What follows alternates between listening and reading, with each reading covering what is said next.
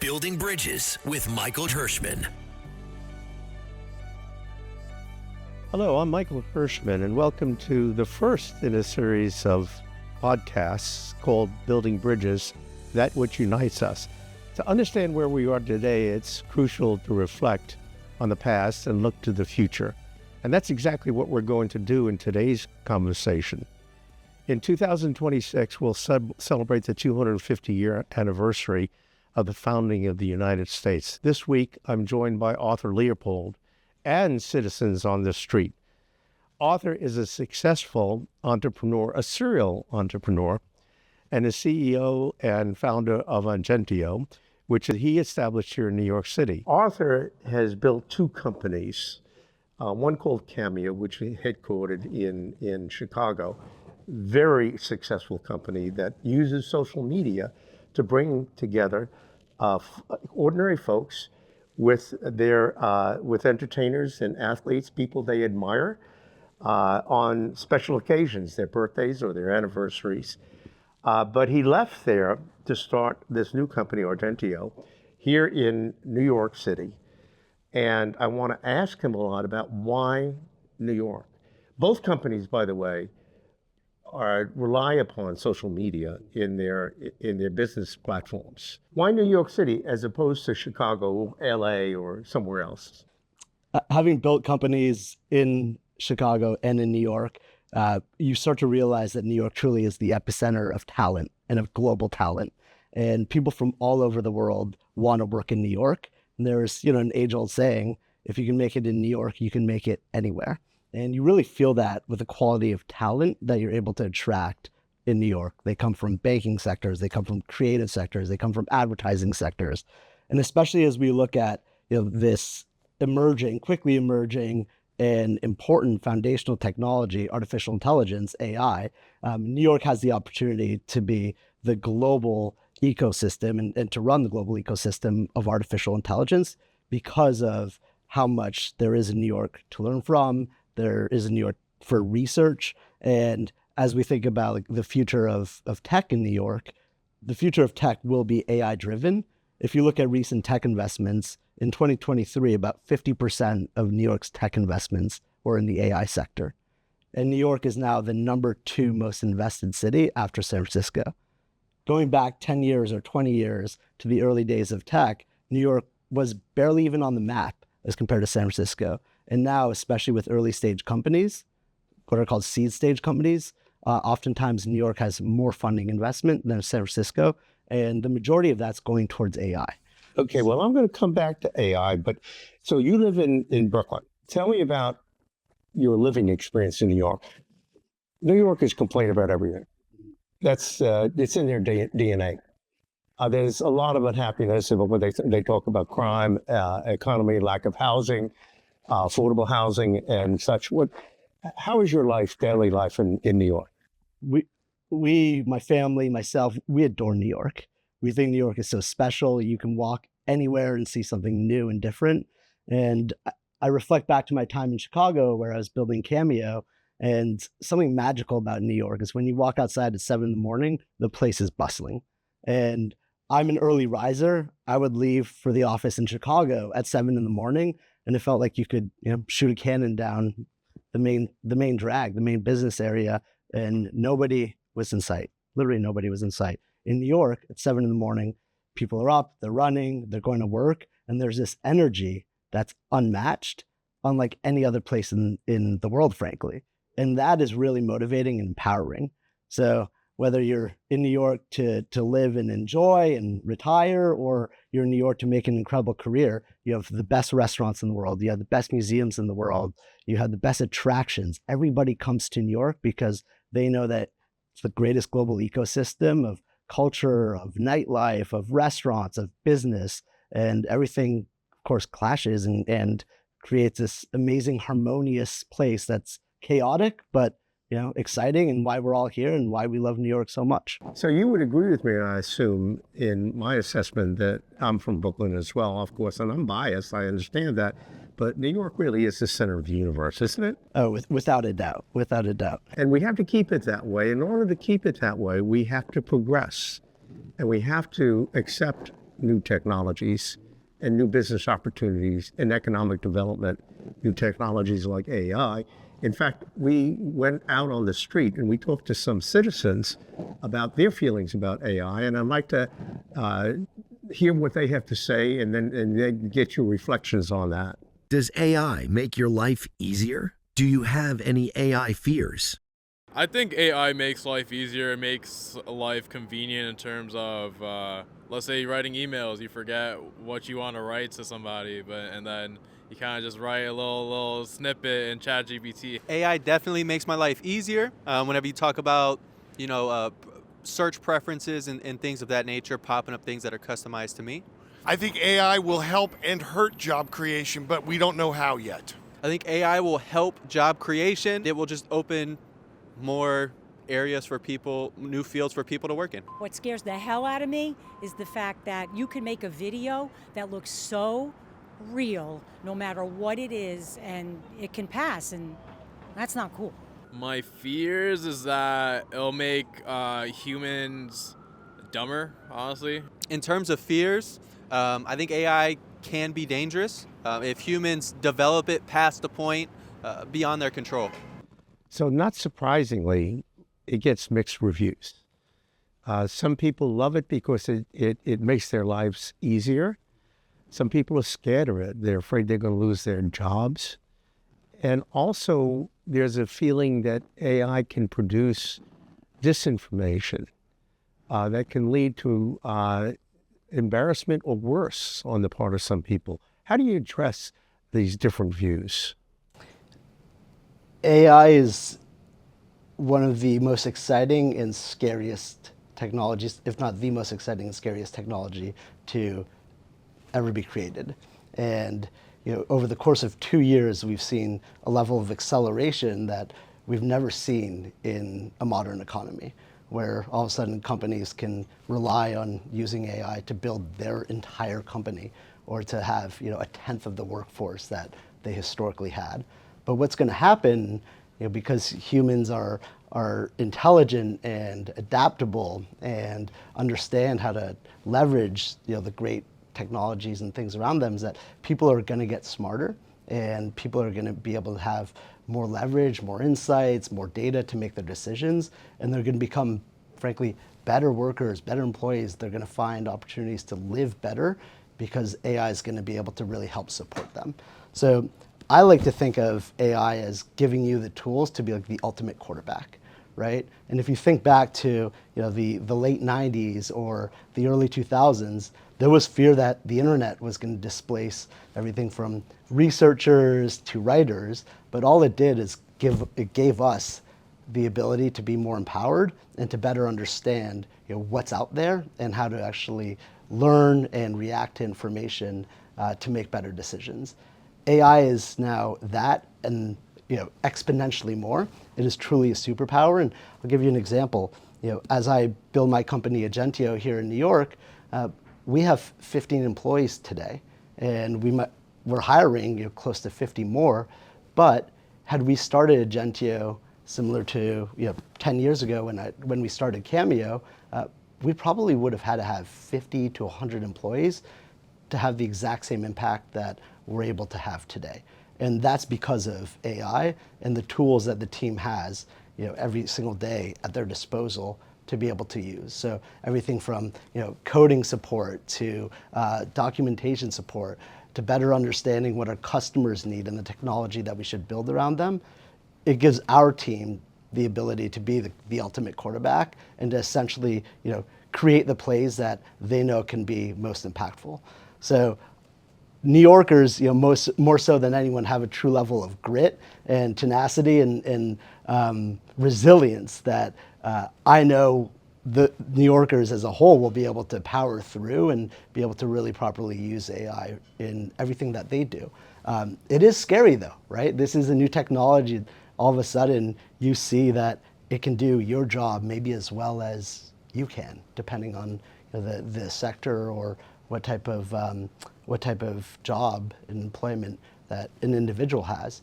But that same individual can also take that technology to make them that much better and help really elevate them at their company. unless I'm mistaken, your current company is about social media. Is that correct? Describe a little bit more about how it emphasizes what social media can do from a business standpoint.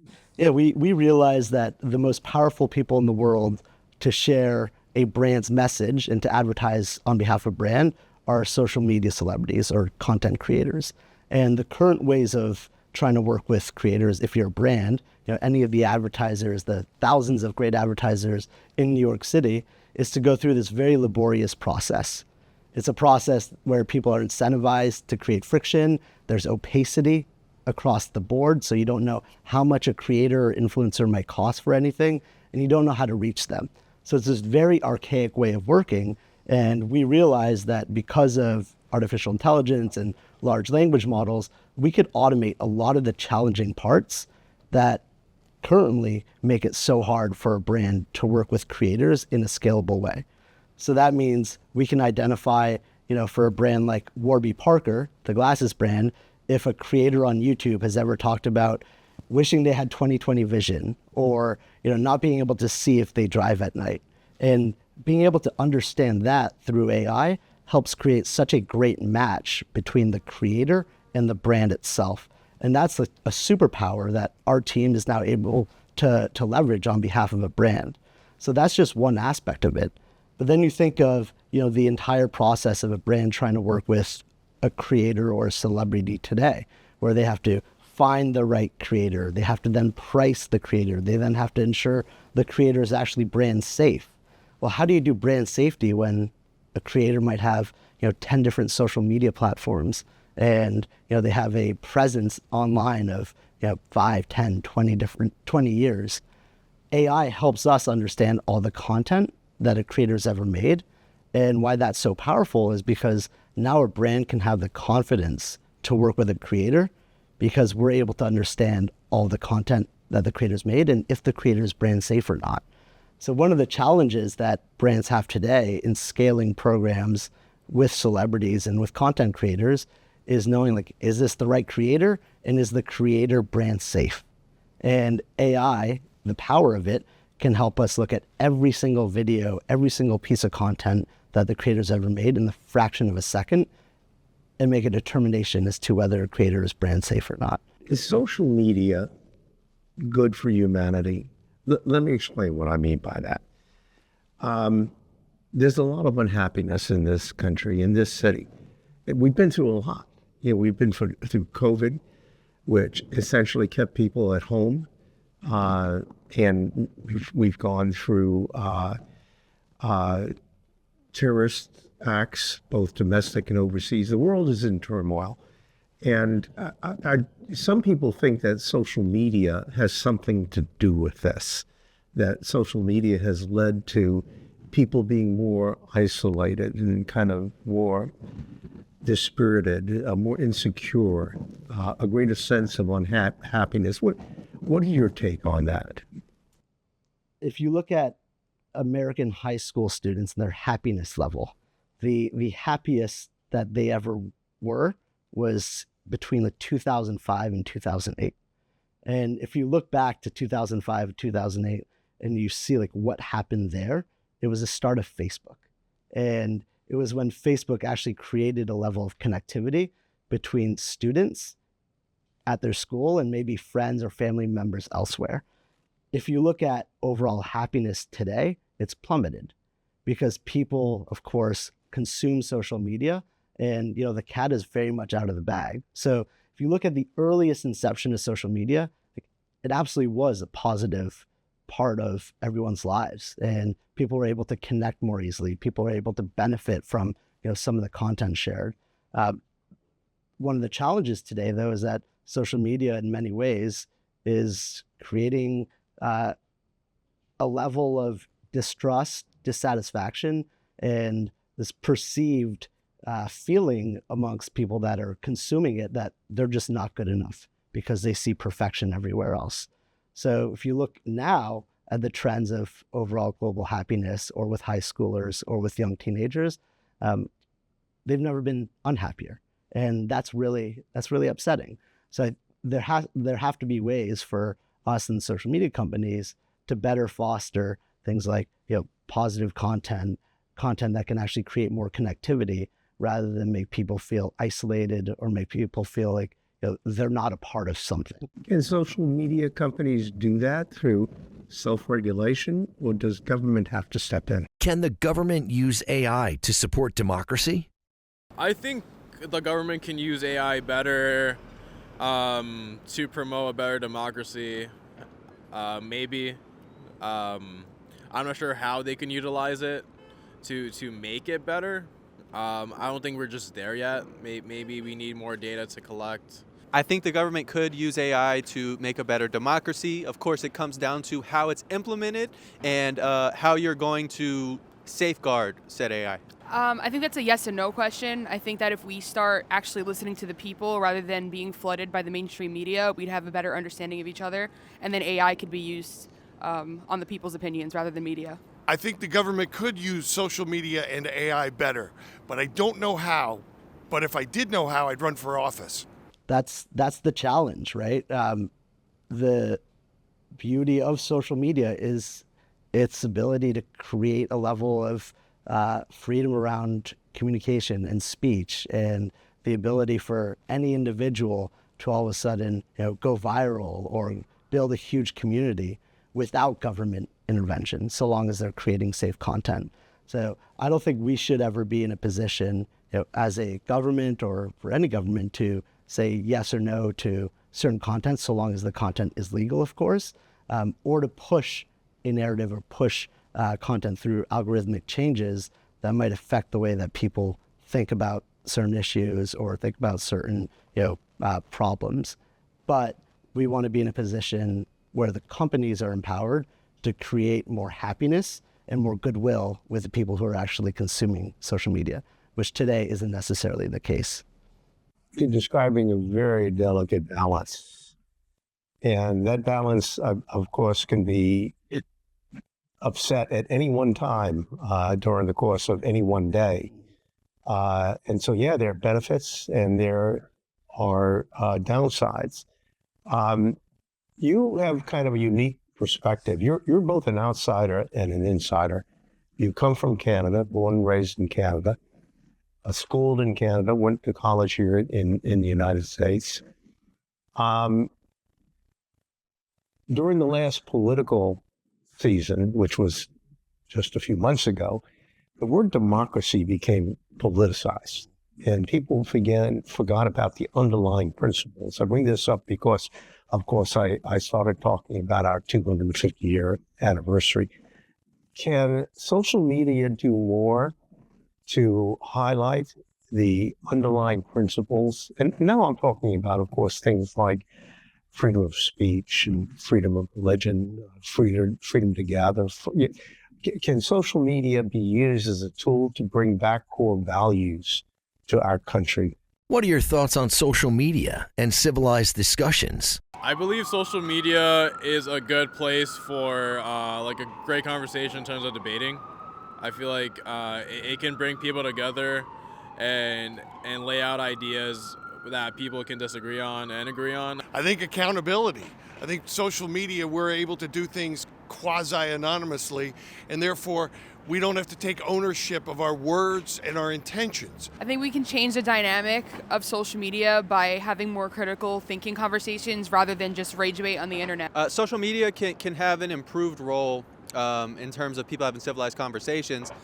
If it helped maybe either take a little bit of emotion out so people can objectively talk more. Social media should be used as a tool for positivity, which, of course, as we all view and feel it, and we're all lucky to be here in New York City, positivity is derived from this freedom of speech, this freedom of self-expression. And at the end of the day, social media, to its core, is self-expression. And if the platforms, whether it's Facebook, whether it's TikTok, whether it's X, if they're able to help promote more positivity and more ways for us to be excited and understanding of 250 years of democracy and how this country has helped shape not just technology, but people's economic ability to live and survive and prosper, I would hope that social media companies would be able to do that, and that they should do that. During this last election, and the election prior, there was so much conversation around what are social media companies not sharing, and are social media companies regulating themselves too much? That's an entirely different discussion, but that's a challenge that social media companies are going to continue to face. How much do they want to regulate themselves and the content on those platforms, and how much should they allow their users to have the freedom of expression to share and amplify what they think is most important? Do you have any thoughts about whether TikTok is dangerous and whether it should be banned from this country and perhaps other Western countries? TikTok is a platform that, like, for the first time created true consensus, bipartisan consensus across Democrats and Republicans who saw a national security briefing and felt the need to actually shut down the platform. And, for any private company to create and elicit that reaction, it's such a divided government body, is telling. And, that is concerning. And we also know that TikTok, empowers and enables hundreds of thousands and millions of people to actually live off of their work by becoming content creators, by becoming more entrepreneurial. TikTok helps small businesses across the country actually be able to market and create great content that's going to get out in the public and help them survive and help them thrive. So it's very much a double-edged sword, and we have to balance national security with what the country believes and wants, and that is TikTok can be an economic power internally, and that is okay, and that outweighs the potential national security risks. So I'm a believer in economic power and empowering those through technology and the ability for people to create and become entrepreneurial without having to go through bureaucracy and a major company and so on and so forth. And more so than ever today, we have the tools to be entrepreneurial. However, because of the national security risks, there are probably ways for us to be migrating folks on TikTok to other platforms where they can still continue to create, have a level of free speech, make their businesses thrive, and connect with communities. You're a parent. Now, your children are probably a bit too young to be using social media at this point, but what would you say to parents that are concerned about their children's use of the internet and social media? It scares the hell out of me as a parent. It's frankly frightening. And I speak with parents all the time, and everyone's trying to balance, like, when do you give kids access to social media, to a cell phone, right? Because we know that they can learn so much from it if they're consuming the right content. If they're on YouTube Kids, it's very different than being on YouTube itself for a small kid or for a toddler. So it's scary, and this is where maybe the government can step in and help regulate the content that people under a certain age might be viewing. This is something that's been done in other countries, like New Zealand, for instance, and that would likely be beneficial to the future growth of our country and our kids. And something that is quite telling, if you look at China, for instance, the type of content that is served to kids under a certain age in China is very different on social media platforms like Baidu than what is served to kids under 13 and 17-year-olds here in the US. They don't allow that content, the content here in the US. They view it as brain-rotting content. So that's something for us to consider, and frankly for our legislative bodies to consider. How much do we want to expose younger kids to content that frankly might actually be hurting them in the long run? One of the reasons we're building our company here in New York City is because of the density of talent, and something that we have been so excited about, frankly, is the current mayor, Mayor Adams, actually really leaning in and helping enable companies to be more successful through government initiatives, through government grants. What I would love to see is for New York City to actually create far more economic opportunity, especially around artificial intelligence. So recently, Mayor Adams launched a $3 million AI Nexus program with OpenAI. $3 million is not going to get us very far. What if it was $3 billion? What if it was $30 billion? What if we could actually take every company in the Bay Area and empower them to be in New York City to help make the government more efficient, to help make New Yorkers' lives that much better, and to help give people more opportunity through tax incentives for these companies to move to New York and to actually work in some capacity, on behalf of the government, or the government to actually contract with them. We know that bureaucracy and governments take a long time to adopt new technologies, and Mayor Adams and frankly even Kathy Hochul, they have been much more progressive around business and the opportunity around AI than many other states, but still not enough. In what way can AI make government processes more transparent and trustworthy? I think there's an opportunity for the governments to actually enable AI companies to invest more in places like New York and create better technology in current government systems. So you look at this like archaic infrastructure that many governments currently work off of. AI, of course, can help make these systems operate better and make the employees of the New York City government and the New York government much more efficient. Right now, there's not enough incentive for these companies to actually be working on behalf of the government and have the government as enterprise or economic partners. So really excited about the opportunity for people like Mayor Adams to hopefully create more incentives for some of these West Coast Bay Area companies to come to New York and to continue building, which we're starting to see. OpenAI just took 90,000 square feet in New York. Anthropic just took a major piece of real estate in New York. Amazon and Google have never taken more real estate. So New York is becoming, the microcosm, the ecosystem for technology, and has the opportunity to do so for AI as well. There just needs to be a little bit more incentive from the government and for the government to bring these incredible companies to help create a more efficient government system. You mentioned the pool of talent. What are you looking for in terms of talent for your company? Is it folks that have a college degree in a particular discipline? What is it that appeals to you? We look at talent as people that are going to be bar raisers. Who's going to come and, regardless of their role, if they're an engineer, if they're a product designer, if they're helping recruit talent, if they're in sales or they're building our creator network, are they going to come and help raise the bar and help make us smarter and better every single day? So oftentimes those individuals come from great schools. Sometimes they don't. Sometimes they have great backgrounds at investment banks here in New York, and other times they've helped scale companies or been at Google and Facebook.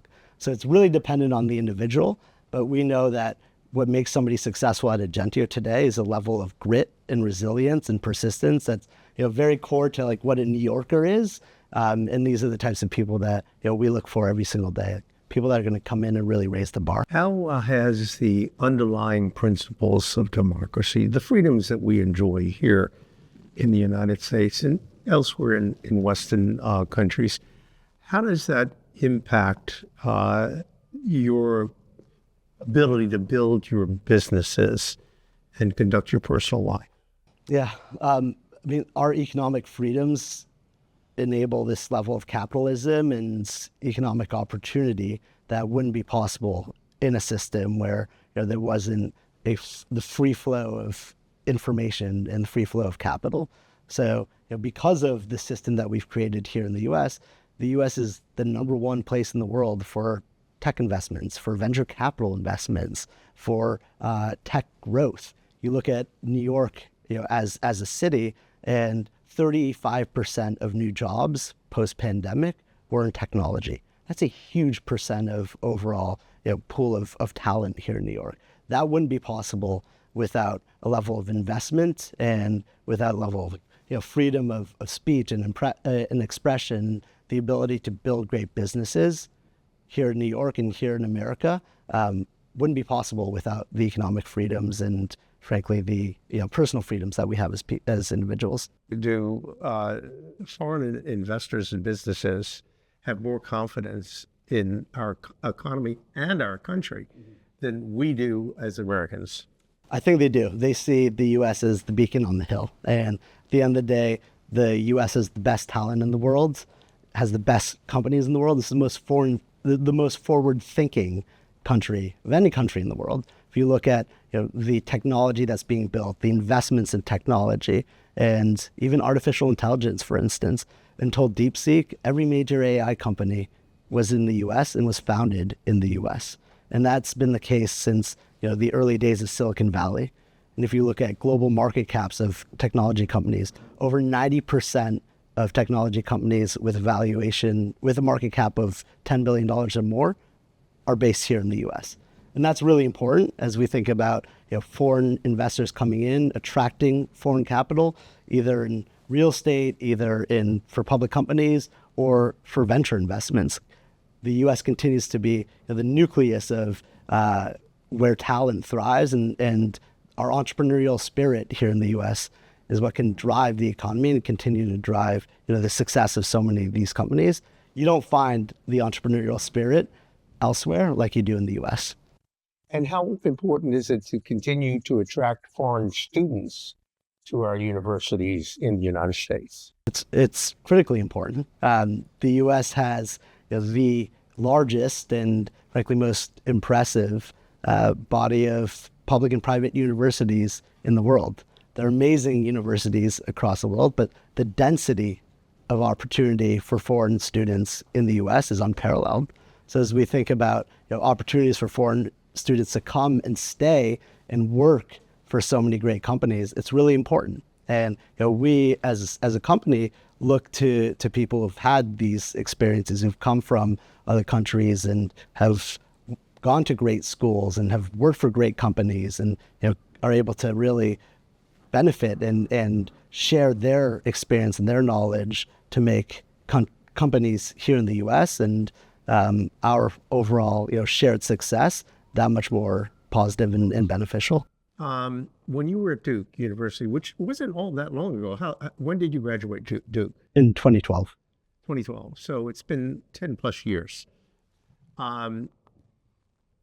Did they teach you, did you have civic courses? Did you learn about our political history?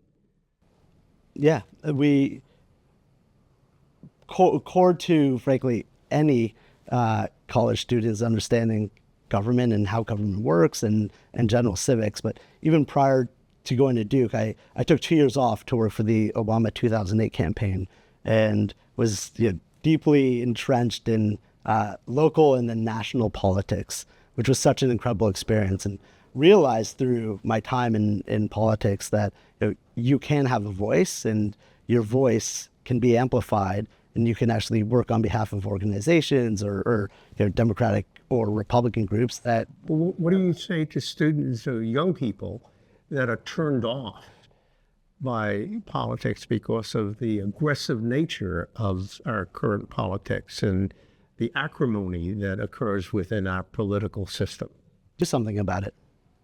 This is the only country in the world where you can truly have a voice and where you can push back on things that you don't believe in, or you can help amplify causes that you do believe in. So there is a level of acrimony. There's a level of feeling of being disenfranchised, especially with younger people.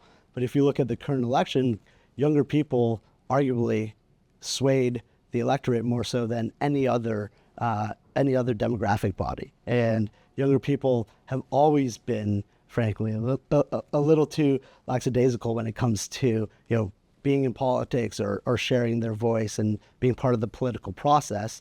And we can't have that.